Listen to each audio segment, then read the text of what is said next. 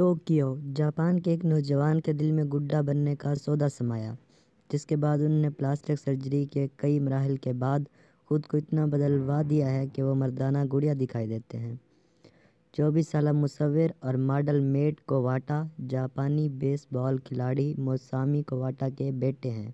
اور اب وہ ایک کوکاشین گڈے کا روپ دھار چکے ہیں۔ اسی بنا پر ان کی تصاویر اور ویڈیو جاپان میں تیزی سے مقبول ہو رہی ہیں۔ بعض افراد نے میٹ کو غیر ملکی شہزادہ اور کئی نے اسے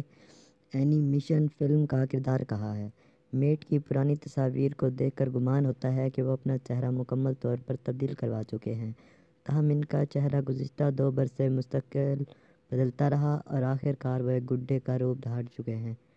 اور ان کی 2 سال قبل کی تصاویر دیکھ کر کوئی نہیں کہہ سکتا کہ ان کے خد و خال اس طرح کے ہوں گے۔